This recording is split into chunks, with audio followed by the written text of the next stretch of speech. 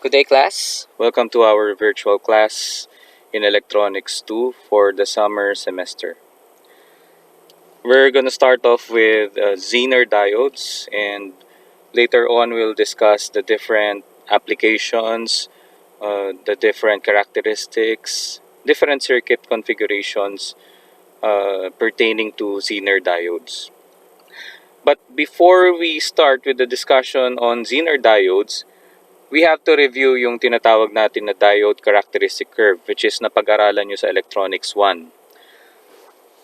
The diode characteristic curve, as a review, has two parameters. So you have the diode current and you have the diode voltage. So represented by I sub D and V sub D.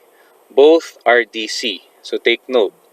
These are the DC current and DC voltages sa ating diode. So we have two regions of operation. For this quadrant, as you can see, positive yung I sub D and positive din yung ating V sub D. I sub D is expressed in terms of milliamperes. So lalagyan natin dun ng unit na milliamperes. And yung ating V sub D or the diode voltage is expressed in volts. So alam naman natin kung ano yung forward bias at yung reverse bias because you have discussed that in your Electronics 1. But just to recap, this part, this quadrant, this is what we call the forward bias region. Paano ba tayo nagkakaroon ng forward bias or forward bias region? Diba, this is your diode. So this is the schematic symbol for the diode. So paano siya nagfo-forward bias? Diba, we have the anode and we have the cathode. This is the P-type material and this is the N-type material. So in order for us to have a forward bias, kinakailangan meron tayong positive potential sa anode and negative potential dun sa ating cathode. So pag meron tayong ganyang potential sa ating diode, the diode enters the forward bias region. Tatandaan natin ha. This is the FBR as I like to call it, no? The forward biased region. So habang ini-increase natin yung forward bias voltage or the forward bias rather dun sa ating diode, slowly, what will happen to the current? Iba, it slowly increases. Pero kailan talaga tataas yung kuryente natin? When it reaches a certain amount of voltage or yung tinatawag na barrier potential or yung tinatawag na knee voltage or threshold voltage. So we have three terminologies that are similar, no? We have the barrier potential, the knee voltage, and we have the threshold voltage. So they're essentially the same. So kapag naabot na yung voltaheng yon, let's say this is your knee voltage, kuryente natin dadaloy na ng tuloy-tuloy. In this case, the diode is on or it conducts when it reaches the knee voltage, the threshold voltage, or when the threshold barrier potential is overcome. Okay? So, napag-aralan nyo naman ito sa Electronics 1, so no need to expound on this one. We will focus on this part, this quadrant. The second region of operation is what we call the reverse bias region, or as I like to call it, the RBR. Nasaan ba yung RBR na yon, or the reverse bias region? Nandito siya sa quadrant na to. So you have a negative voltage and of course you have negative current. So ibig sabihin nito, the diode, so let me just draw it here. Ito yung ating diode. Kinakailangan yung ating anode is negative with respect to the cathode. Okay? So in this case, naka-reverse bias yung ating diode. In this case, the current that flows through our diode is what we call I sub S, or the reverse saturation current, or the leakage current, which is a very small amount. No? So kanina nung naka-forward bias yung diode natin, may dumadaan na kuryente. Nung na-reach na niya yung ating knee voltage or threshold voltage. So nagko-conduct yung diode natin in the forward bias region. Sa reverse bias region, it doesn't conduct, no? Pero merong kuryenteng dumadaan na napakaliit. So as I've said a while ago, it's called the leakage current. Maliit na maliit lang yon, around picoamperes or nanoamperes. Depende sa model ng diode na ginagamit natin. So, what if we increase the negative voltage applied to your diode? What will happen? So, as we increase negatively yung ating diode voltage, ano kaya mangyari sa kuryente? Ganun pa rin, almost zero, no? I hope you can see the red line, no? So it's very small, in the range of picoamperes or nanoamperes, but when it reaches a certain amount, that is what we call the breakdown voltage. So the breakdown voltage is actually the largest voltage that can be handled by your diode in the reverse direction. So sa Tagalog, ito yung pinakamataas na negative na voltahe na pwede nating i-apply sa anode. Okay? So kapag narating na tong ating breakdown voltage or na-overcome na tong breakdown voltage, ano mangyari sa kuryente natin? Abruptly, it will conduct. So for example, this is our VBR or what we call the breakdown voltage. What happens is that kapag naabot natin yon, automatic yon. Magko-conduct yung diode natin in the negative direction. So as you can see here, yung kuryente tumaas but in the opposite direction. Kanina yung kuryente tumaas but in the positive direction, but now yung kuryente tumaas but in the negative direction. So how do we illustrate it in our diode? So dito sa ating forward bias diode, the flow is from anode to cathode. So that is your I sub D. Okay? But when it is reverse bias, ito na ngayon yung ating I sub D. So the flow is from cathode to anode. Baliktad. That's why we have a negative going current dito sa ating reverse bias region. Yung mga regular diode na ginagamit natin sa laboratory or sa mga projects ninyo, for example, yung 1N4001, that is used for rectifying. So ginagamit natin yung forward bias region doon sa type of diode na yon. But we do not use the reverse bias region. Kailangan yung diode natin na yon ay hindi mag-conduct during the reverse bias region. That's why in our datasheet, if you can still recall in your electronics 1, meron tayong tinatawag na PRRV. That's what we call the peak repetitive reverse voltage. Yan yung paulit-ulit na voltahe na pwedeng pumasok sa ating diode in the reverse direction na kaya niyang i-handle.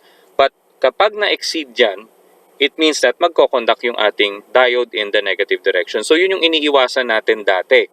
So kapag ginagamit natin yung ating diode as rectifiers, kinakailangan mag-conduct siya in the forward bias region and kinakailangan mag-cut off during the reverse bias condition. But meron tayong tinatawag na Zener diodes. So ano ba yung Zener diodes na yon? Zener diodes are a special type of diode na nag-ooperate in the reverse bias region. Okay? So kung yung 1N4001 na ginagamit natin before or yung 1N4148, forward bias ang ginagamit, yung mga Zener diode natin kinakailangan naka-reverse bias. Bakit? Kasi ang Zener diode, iba ang application compared sa mga regular diode na ginagamit natin. Zener diodes are usually utilized for voltage reference, utilized for voltage regulation. Okay, so yun yung i-discuss natin in our future lectures na yung mga applications and mga basic circuits ng ating Zener diode. So for this one, no, yung VBR na yon, we will call that V sub Z. Yan. V sub Z is called the nominal Zener voltage.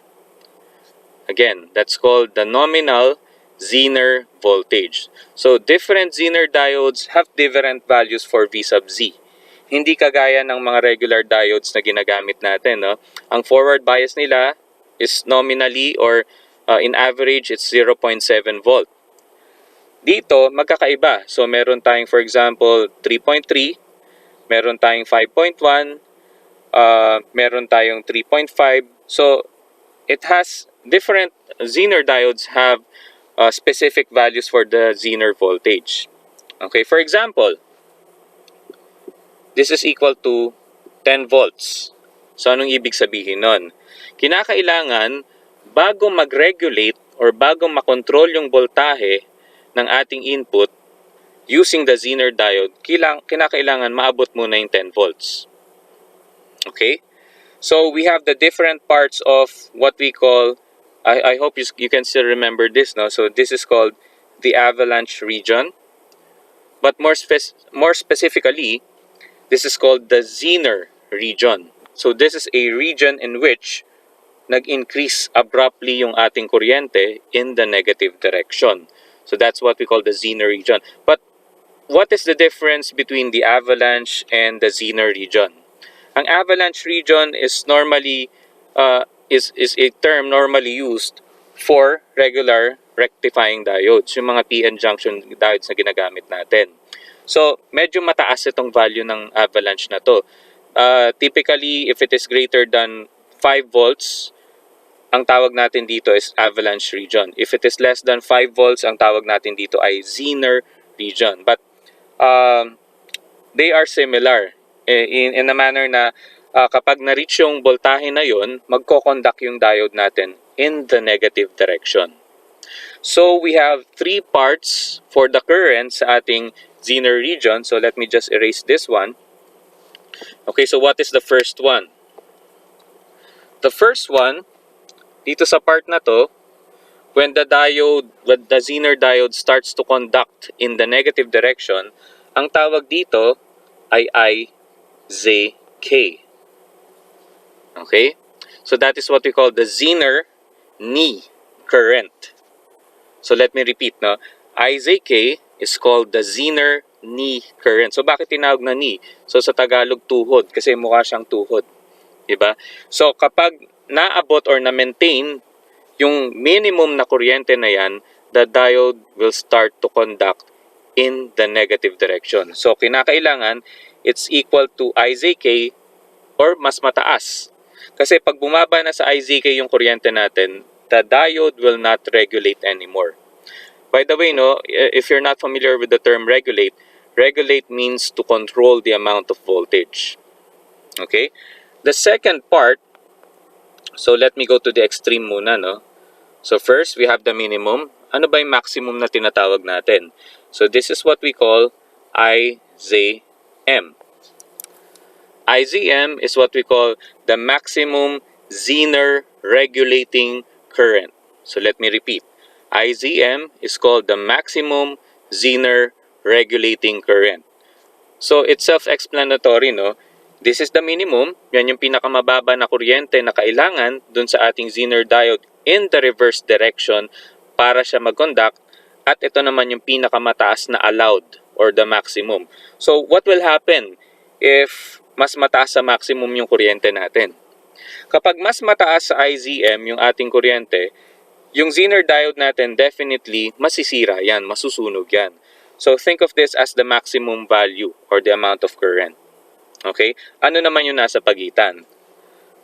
So we have what we call IZT. IZT is what we call the Zener test current. Okay? So the Zener test current is normally a value na kinukuha natin kapag 1/4 na lang yung maximum power.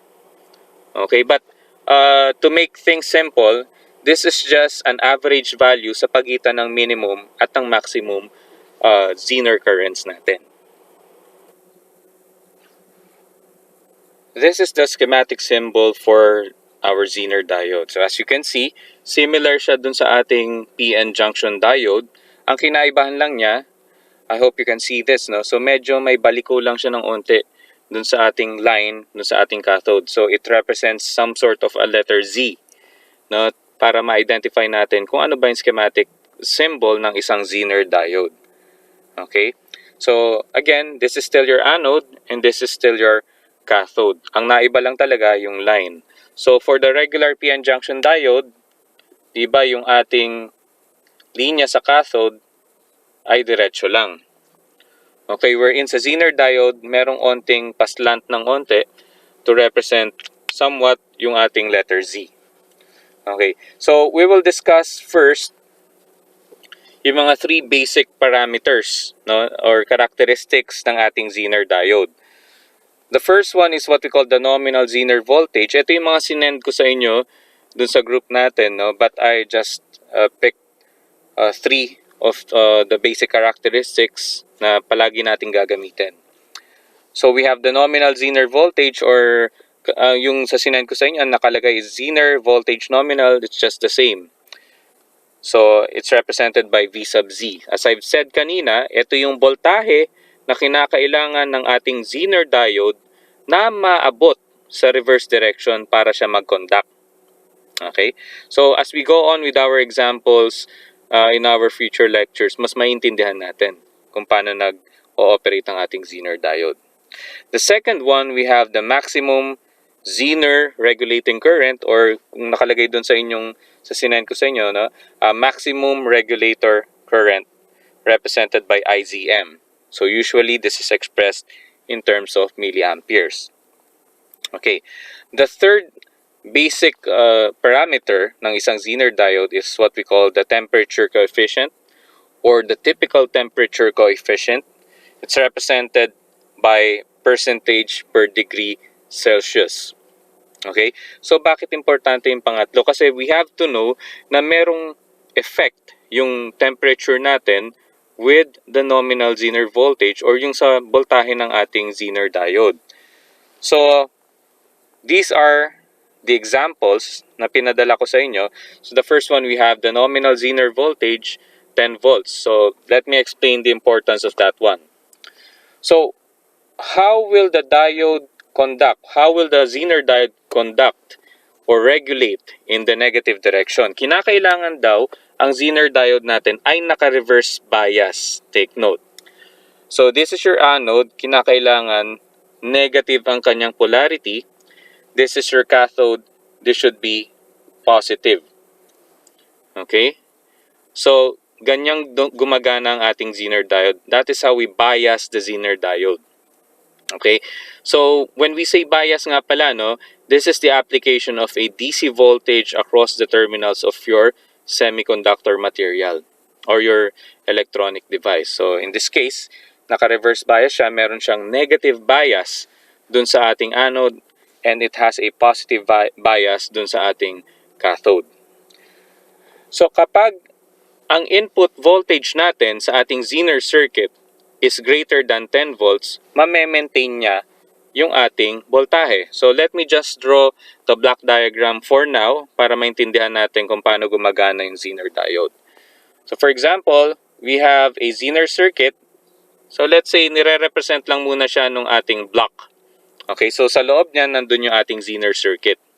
So let's say ang input natin is let's say 6 volts. What will be the output voltage?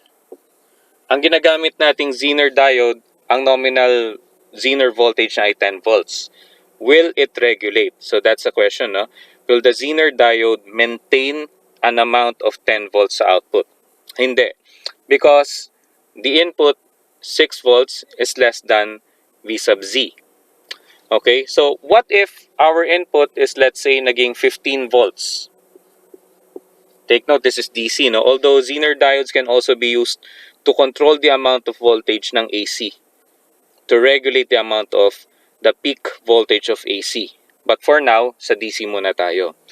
What if the input is 15 volts? Mas mataas siya sa 10 volts, di ba? Papasok natin siya dun sa ating Zener circuit. What will happen to the output?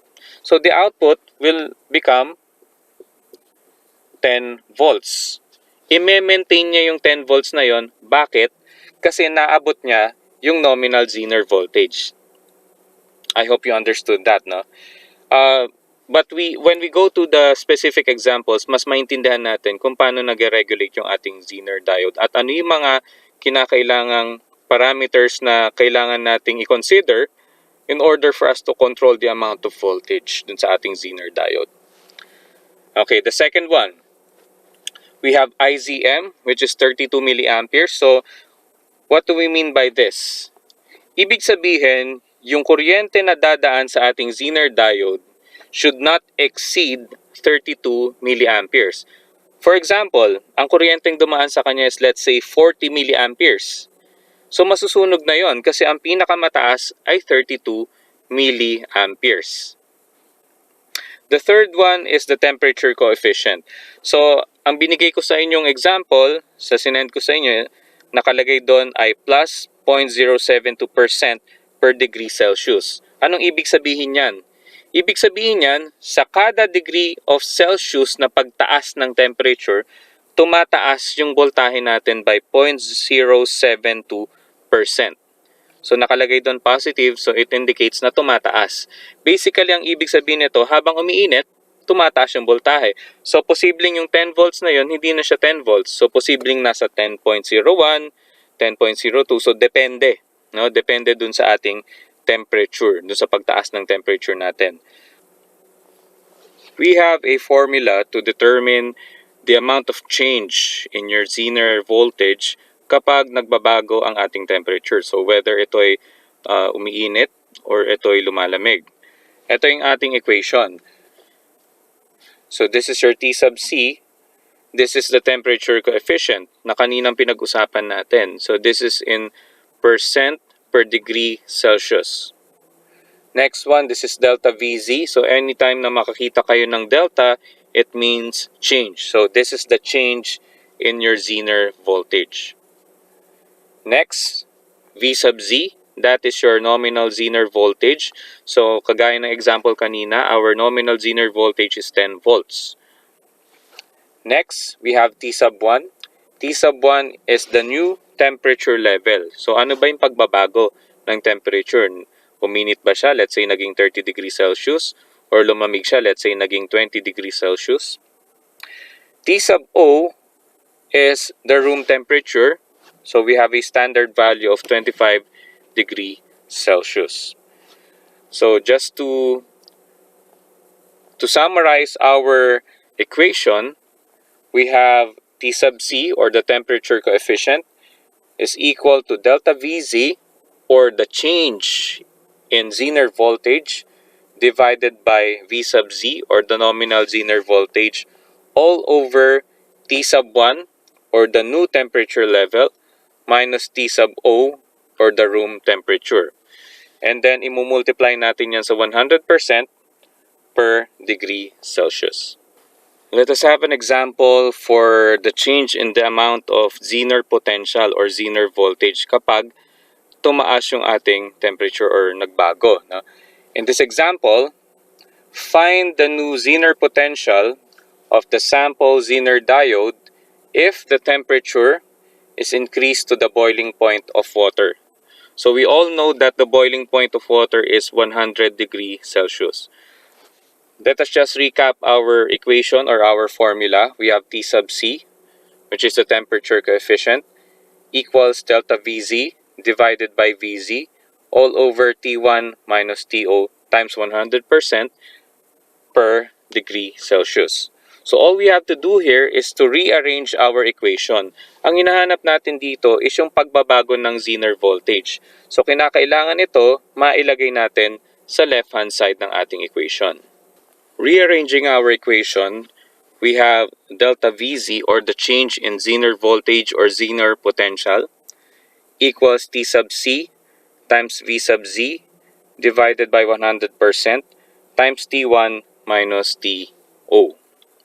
So let us substitute the values. So delta VZ is equal to 0.072% per degree Celsius. This is the one given in our sample. So nilagay lang natin yung value dyan. Yan yung TC natin. Next is the nominal Zener voltage is 10 volts. We have 10 volts para sa V sub Z. And then we have T1 is now 100 degrees Celsius. Di ba uminit nga yung device natin to the boiling point of water. So that will be your new temperature. This is 100 degrees Celsius minus the room temperature of 25 degrees Celsius. divided by 100%. Delta VZ now is equal to 0.54 volts. So let us interpret this answer. So ibig sabihin yan, nung uminit daw yung ating Zener diode, tumaas siya ng 100 degrees Celsius, nag-increase yung ating Zener voltage to 0.54 volts. Instead na 10 volts lang, magkakaroon pa tayo ng dagdag na 0.54 volts. So we call that V sub Z prime. Okay, so let me just write it down here. Ito na lang na. So V sub Z prime is equal to the nominal Zener voltage plus delta VZ. So alam natin na ang nominal Zener voltage sa ating sample is 10 volts. And then the change in Zener voltage dahil nga uminit, nadagdagan pa ng 0.54 volt. So our V sub Z prime or the new value, ang bagong value ng ating Zener voltage ay 10.54 volts. So yun ang iniiwasan natin, no? Yung masyadong uminit yung device na lumalayo na siya dun sa dapat na value ng voltahe niya. Dapat ang value niya is 10 volts, pero nung uminit, naging 10.54 volts.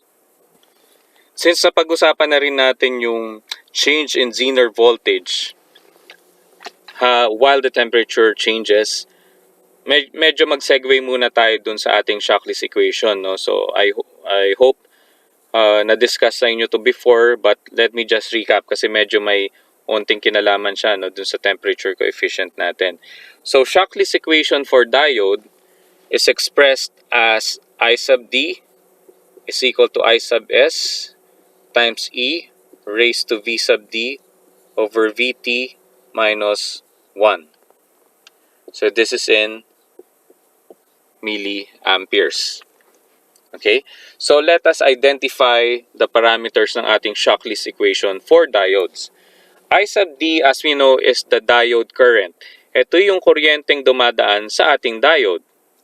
I sub S is what we call the reverse saturation current or the leakage current. Ang leakage current is actually dependent on the type or the model of diode na ginagamit natin. So different diodes have different values para sa leakage or sa reverse saturation current. And then multiplied by E, which is the natural logarithm, raised to V sub D over VT. Ang V sub D is the diode voltage. So that is the amount of voltage ng ating diode.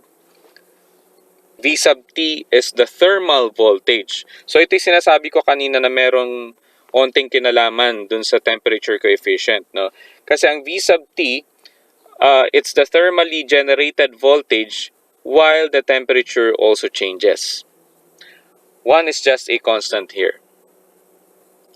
Let us have an example for the thermal voltage. At a temperature of 27 degrees Celsius, determine the thermal voltage V sub T. By the way, 27 degrees Celsius is the common temperature ng mga electronic circuits sa isang common or sa isang enclosed space. The formula that we're going to use for the thermally generated voltage or the thermal voltage is V sub T equals K times T sub K divided by Q. So let us identify the different parameters of our equation. V sub T is the thermally generated voltage. Ito yung voltage na na-generate dahil nagkakaroon tayong changes in temperature. So parang kanina sa thermal temperature coefficient, no, ng ating Zener diode. K is what we call Boltzmann's constant, which is equal to 1.38 times 10 raised to negative 23 joules per Kelvin. So let me just write it down. No? K is what we call Boltzmann's constant. Boltzmann's constant, and the value of K, this is equal to 1.38 times 10 raised to negative 23 joules per Kelvin. Joules is a unit used for energy or work, and Kelvin is the SI unit for temperature, not Celsius. Okay? Next is T sub K. This is the temperature in kelvins. So how do we convert between Celsius and Kelvin? So we just have to add 273.15 sa ating Celsius value para siya ay maging uh, temperature in kelvins. So for example, in order for us to get the temperature in kelvins, we have to add 273.15 sa value ng temperature in Celsius in order for us to get the temperature in Kelvin. For our example, we have to solve first for the temperature in Kelvin. So we have T sub K equals the temperature in degrees Celsius plus 273.15. And this is now equal to 27 degrees Celsius, which is given. The nominal temperature for electronic circuits in an enclosed space, plus 273.15. So this is equal to 300 kelvins. Hindi tayo naglalagay ng degree dun sa kelvins. Okay, so naglalagay lang tayo ng degree dun sa degree Celsius. So I just omitted the 0.15 kasi almost the same din naman. No? So 300.15 and 300 kelvins are essentially equal. Next is we have to calculate the thermally generated voltage or V sub T. So ang galing sa formula natin kanina, K times T sub K over Q. So we have K is the Boltzmann's constant. So this is 1.38 times 10 raised to negative 23 joules per Kelvin. And then we have the temperature in kelvins. So we have 300 kelvins divided by the charge Q. By the way, yung Q, hindi ko nabanggit kanina, this is the charge of one electron converted into coulombs. So how do we convert electrons to coulombs? Ang conversion factor natin is 1 electron is equal to 1.602 times 10 raised to negative 19 coulombs. So electrons and coulombs are units of electrical charge. So kinakailangan ang matira dito is joules per coulomb, because we all know that voltage is equal to the derivative of work with respect to the derivative of electrical charge. It means that this is the change in work or energy with respect to the change in charge. So the unit of work or energy is joules, and the unit of electrical charge, dalawa yun, electrons or coulombs, but we will use coulombs. So 1 joule per coulomb is equal to 1 volt. Going back to our example, yung Q natin, this is the charge of 1 electron. So that is equal to 1.602 times 10 raised to negative 19 coulomb. So we can still write 1.6 to round off our value. So 1.6 times 10 raised to negative 19 coulombs. As you can see here, meron tayong makakancel na unit, no? Yung ating kelvins. So it's cancelled out. Ang matitira ay joules per coulomb. Using our calculator, the value is equal to 26 millivolts. So the thermally generated voltage is 26 millivolts. So how do we explain this? Kapag ang temperature daw ay 27 degrees Celsius, magkakaroon tayo ng na-generate na additional na voltahe na 26 millivolts. Pero that is relatively small, no? Kaya yung tinatawag natin na threshold voltage, knee voltage na value na 0.7 for silicon, hindi naman talagang eksaktong 0.7 yan. So pwedeng madagdagan, pwede siyang mabawasan. There are quite a few factors, and one of the factors is yung thermally generated voltage. So habang nagbabago yung temperature natin, nagkakaroon din tayo ng changes in the voltage sa ating diode. Let us have a recap on the Zener diode.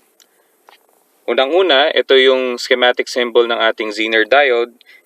Kamukha rin siya ng ating regular PN junction diode, but the line indicated in the cathode represents somewhat a letter Z. So parang meron tayong letter Z na line dun sa ating cathode.